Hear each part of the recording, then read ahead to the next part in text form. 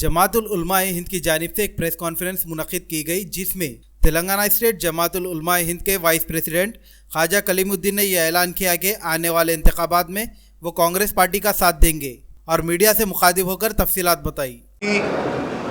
महत्वपूर्ण important issue पर हम लोग प्रेस कॉन्फ्रेंस करने जा रहे हैं। हमारे बीच में बड़े अदब के साथ मैं कहना चाहता हूँ, हमारे बीच में एक बहुत ही अजीमुशान शख्सियत हमारे बीच में आज यहाँ पर तशरीफ़ फरमा है।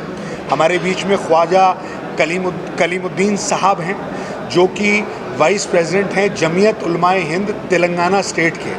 वो हमारे बीच में तशरीफ़ फरमा है और हज़रत हमारे बीच में आए हैं कांग्रेस पार्टी को सपोर्ट करने के लिए।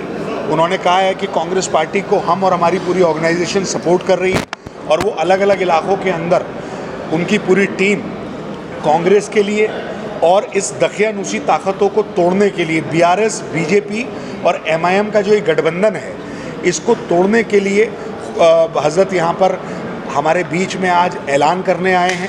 मैं बस मुख्तसर बात उनको माइक देने से पहले ये कहना चाहता हूँ कि तेलंगाना के अंदर जो रिपोर्ट्स आ रही हैं वो साफ़ तौर पे ये दिखा रही हैं कि कांग्रेस पार्टी की सरकार 80 सीटों से बननी तय है।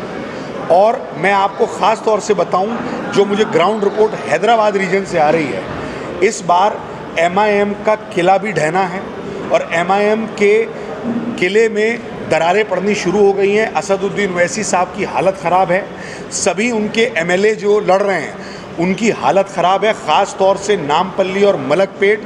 तो वो खुद बोल रहे हैं अपने मुंह से, किसी मैं नाम नहीं लूँगा, कहीं पर उन्होंने बोला कि मलकपेट और नामपल्ली तो हम हार चुके हैं और बाकी जगहों पे हमारी हालत ख़राब है। ये इंटरनल वो लोग बोलते फिर रहे हैं, अब उनकी वो मीटिंगें ज़्यादा कर रहे हैं। रहीम, इस वक्त ये एक प्रेस मीट है, प्रेस कॉन्फ्रेंस है।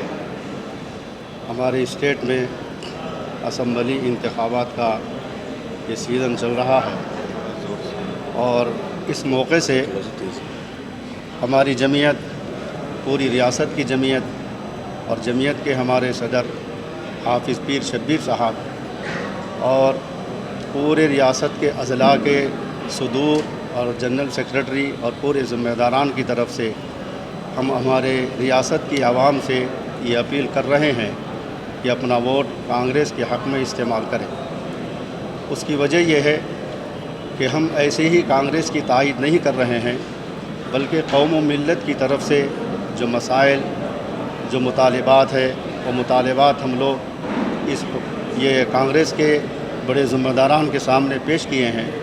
तो उन्होंने हमारे मुतालिबात को जो कौम व मिल्लत के है उसको अपने मैनिफेस्टो में दाखिल किए हैं। इस वजह से हम लोग कांग्रेस की तायीद कर रहे हैं। और दूसरी बात यह है, हमको कांग्रेस की तायीद करने की वजह क्यों है कि 10 साला दौर जो इस वक्त मौजूदा हुकूमत का गुज़रा है, इनको हम इक़्तिदार दिए हैं वोट डालकर और कांग्रेस को पीछे रख दिए थे।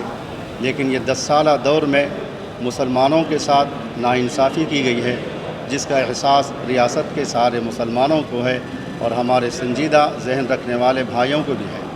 उसकी तफसीलात में मैं नहीं जाऊंगा, लेकिन इतना ही अर्ज़ करूंगा, हमारी जमीयत उलमाए तेलंगाना के सारे ज़िम्मेदारान रियासत में ये इंतखाबात जो चल रहे हैं, इस सिलसिले में कांग्रेस की तायीद कर रही है और कांग्रेस की तायीद का भरपूर पुरज़ोर ऐलान कर चुकी है।